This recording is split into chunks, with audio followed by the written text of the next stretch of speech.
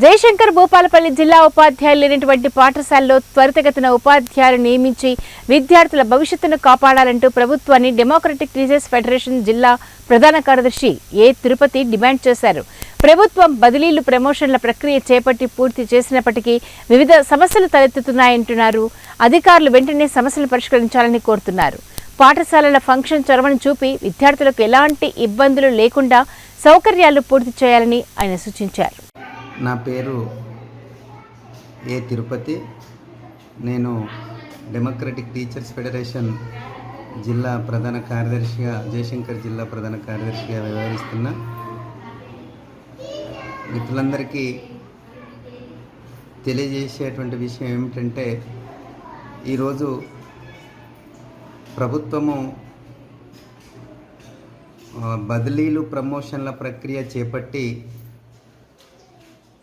పూర్తి చేసినప్పటికీ అది అంటే బదిలీల ప్రమోషన్ల ప్రక్రియను సంతోషించవలసినప్పటికీ ఈ ప్రక్రియ తర్వాత తలెత్తినటువంటి సమస్యలను వెంటనే పరిష్కరించి పాఠశాలల ఫంక్షనింగ్కు చొరవ చూపి విద్యార్థులకు ఎలాంటి ఇబ్బందులు లేకుండా పాఠశాల వ్యవస్థను నడిపిస్తే బాగుంటుందనేది మా అభిప్రాయం.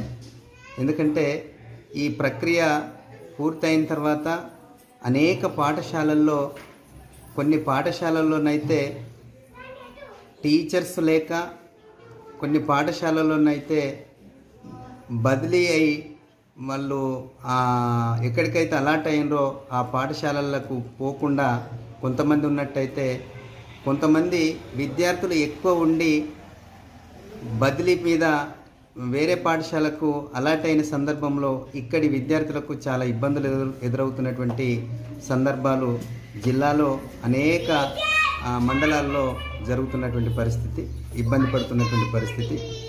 కాబట్టి మా వైపు నుంచి మేము కోరుకునేది ఏంటంటే, వెంటనే రాష్ట్ర స్థాయిలో ఉన్నటువంటి అధికార యంత్రాంగం ఈ పరిస్థితులన్నింటినీ గమనంలోకి తీసుకొని ఇటు విద్యార్థులకు ఎలాంటి ఇబ్బందులు కాకుండా పాఠశాల వ్యవస్థ సజావుగా సాగాలంటే ఈ అంటే బదిలీలలో బదిలీ పెట్టుకున్నటువంటి ఉపాధ్యాయులను రిలీవ్ చేస్తూనే అక్కడ ఉన్నటువంటి విద్యార్థులకు ఎలాంటి ఇబ్బందులు కాకుండా వెంటనే అక్కడికి ప్రత్యామ్నాయంగా ఉపాధ్యాయులను కేటాయించి, పర్మనెంట్గా ఉపాధ్యాయులను కేటాయించి అక్కడి పాఠశాలలను సజావుగా నడిపేటువంటి ప్రక్రియను చొరవతో తీసుకుంటే ఈ సమస్యలు ఉన్నాయి.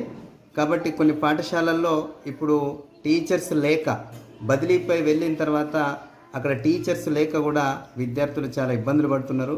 కాబట్టి వెంటనే అట్లాంటి పాఠశాలలకు టీచర్స్ని కేటాయించి సర్దుబాటు చేసి ఆ పాఠశాలలో సరి అయిన పద్ధతి లోపల సజావుగా సాగేటట్టు చొరవ తీసుకోవాలని మా యూనియన్ పక్షాన డిమాండ్ చేస్తున్నాం.